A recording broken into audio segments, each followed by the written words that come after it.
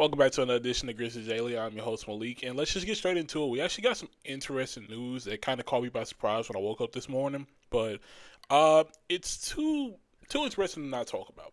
So this is from NBA Central on Twitter, and basically it's saying the Lakers are favorites to land Bam Adebayo in a potential trade. But when you look at the list of odds, the Grizzlies are number two on the list behind the Lakers. Now, I haven't heard any talks between Miami and Memphis since the trade deadline, and none of those talks were regarding Bam Adebayo. Now, we do know that the Heat are more willing to look at deals for Bam Adebayo because they probably are thinking of a different direction in the team, probably wanting to win through Tyler Hero. So, Bam Adebayo probably being shopped around. I gotta be honest. I really like the idea. I'll just get that out of the way. I like the idea. I think there's a possibility. I think there's a world where you do get this trade off and somehow still keep Jaren. So we can see a Jaren Jackson Bam Adebayo combo. Now I'll be honest. There's a lot of risk in that combo because if we're being honest, both are for the center position considered undersized. That's just for the center position. Now, if we're talking the point power forward position, absolutely perfect. But we're talking about the center position here. Both are considered undersized. That's just the reality. But I mean, they're both athletic. They're both athletic, so you do have that advantage when it comes to it. So I think you definitely still could possibly make that work. Then, at least with a lineup like that, you definitely can space the floor. We've seen Bam Adebayo be very comfortable with the mid-range jumper, even sometimes a three-point jumper. We've seen him become more comfortable with those kinds of shots. So it's definitely a front court that I wouldn't mind seeing every day. I mean, you got the lineup. You got a lineup of potentially John Moran, KCP, Jalen Wells, Jaren Jackson, and Bam Adebayo in the world. That's pretty good right there. Honestly, I like that. Obviously, you just want to focus on what the bench unit can do because with a lineup like that, you have to worry about who is coming in after them when they're tired. So that's something that if you were to consider doing and consider fully going through, I think it's something that definitely could be. It definitely could work. You just got to make sure the other units are ready. Now, if I'm not mistaken, at the deadline, um, I want to say the Heat were interested. They showed heavy interest in Conchar. Yeah, I want to say John Conchar was one of their interests. So I think if you throw John Conchar, Brandon Clark, and maybe a young guy like GG potentially, I could see a world where you'd want to do that deal. Um, can't really think of too many options. Like I said, this is just a hypothetical. If they were to keep Jaren, now I will say this: be prepared this off season to see a bunch of deals that could have happened, not happen, and the reason being because we do have we do have to remember that we the Grizzlies have said on the record multiple times that they're going to keep Jaren and they're going to play the franchise through John and Jaren. So that's almost a guarantee. So a lot of these deals that we're talking about probably going to fall through just for that fact alone.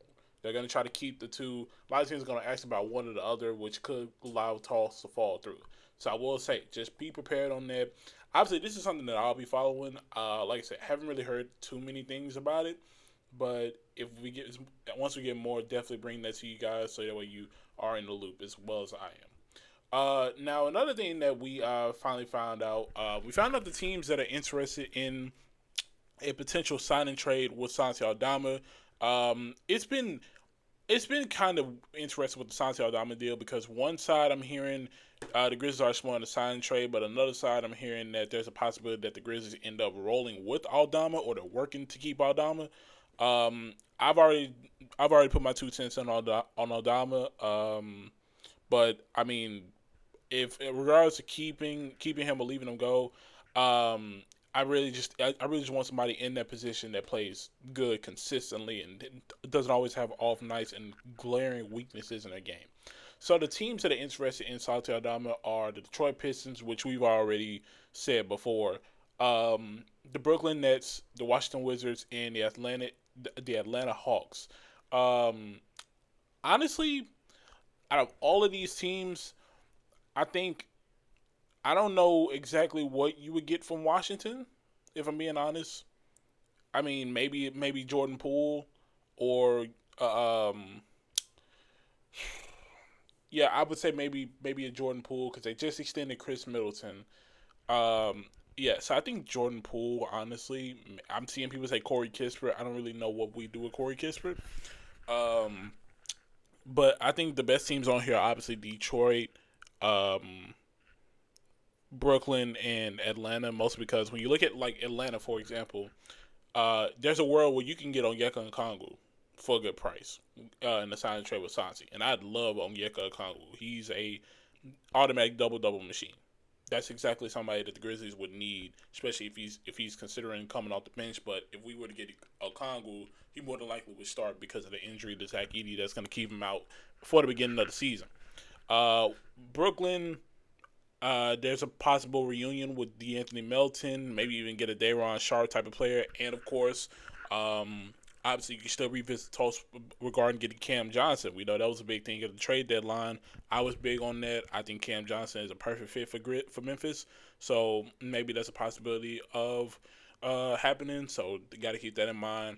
And then Detroit, a lot of people saying Isaiah Stewart. I said personally, if you're gonna talk to Detroit, I have no problem with Isaiah Stewart. He has the energy that the Grizzlies would need. He has some glaring holes in his game that do concern me, but I wouldn't necessarily be opposed to it because people play different in a different system. But he does bring the Detroit toughness, which is always good. I personally say if you're going to ask for a center from Detroit, try to see what the price is on Jalen Duren because Jalen Duren is just a very, very good player. He's a very young guy in this league, and he's very athletic. He brings a lot to the table. I absolutely love Jalen Duren, but if the asking price is too much, then I understand. So, no, like I said, these are just the teams that are interested right now. Um, no real word on if it's going to happen. Like I said, the team has said that they'll try to keep Santi or work something out, but if all in all, they could make a move on. One can only tell. But something regarding a potential new acquisition for the Grizzlies. Um, this is from my guy, Grizzlies legend. He says that the Grizzlies are interested. They're currently showing interest in Grant Williams, and this is all due to his gritty play style and front court flexibility. The Grizzlies have recently been showing interest in Hornet small forward Grant Williams. Although he's coming off an ACL injury, he's showing great progress. Now, I'm glad that he is kind of doing.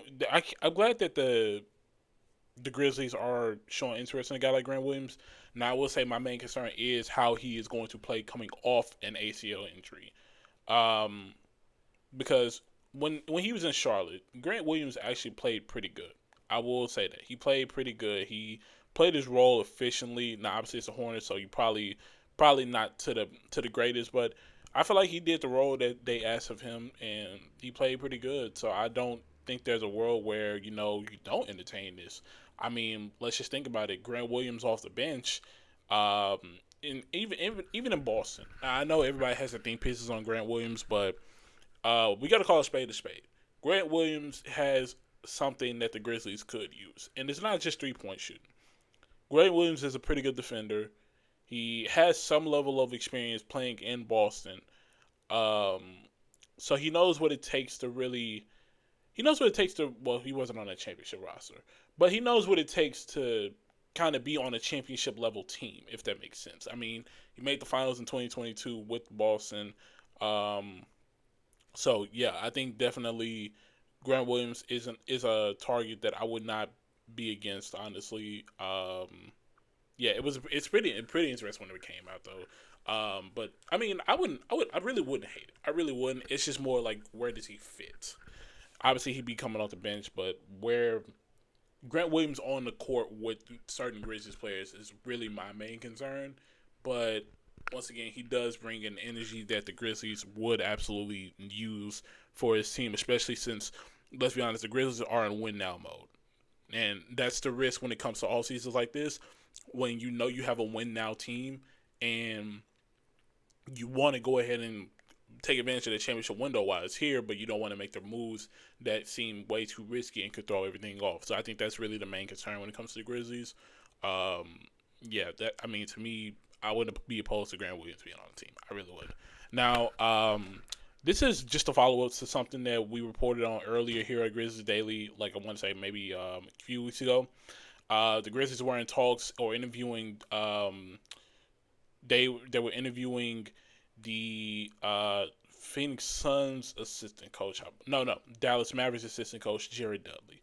They were interviewing him for the assistant coach position, and it's come out that Jared Dudley actually is a finalist for the lead assistant role on Thomas Isolos's staff.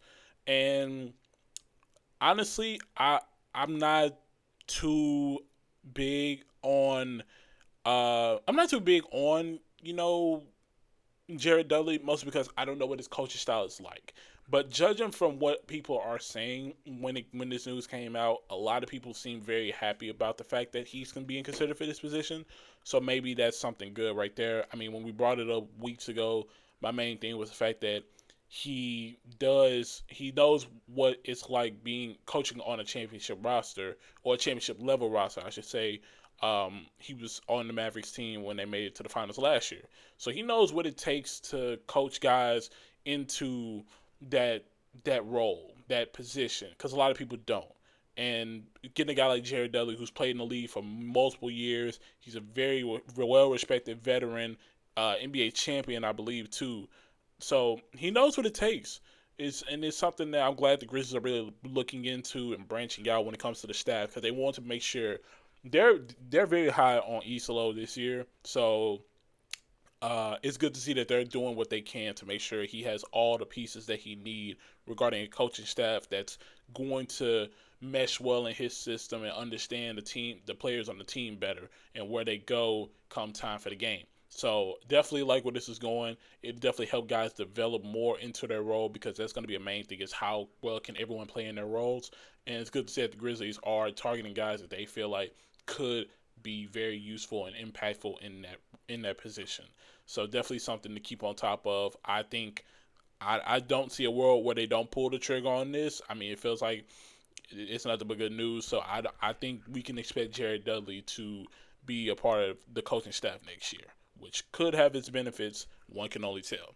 But that's all I got today for Grizzlies Daily. I really appreciate y'all for tuning in. And thank you all once again. I didn't mention this, but thank you all for 100 subscribers. We are making really, really, really, really good videos over here. And I'm glad to see that everyone is enjoying them. I've seen the comments. Always love the comments. Love everyone putting in their opinions, any supportive comments, all that. Love it when you guys interact here. It lets me know that you all are really interested in this.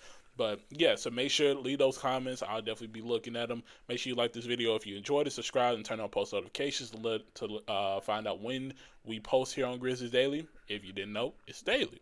So there you go. So that's all I got for today. And once again, the draft is tomorrow, so we will have a draft day episode unless we have more news. I'm really going to be looking at who the Grizzlies would target, because right now there is no talks of the move. There's no rumors of the move being picked. So it looks like the Grizzlies may explore their options with this 16th overall pick. So I'll be looking, seeing who is their favorite prospects and who they could be bringing to the team. But as for now, it's Grizzlies Daily. Your host is Melek, and y'all stay blessed.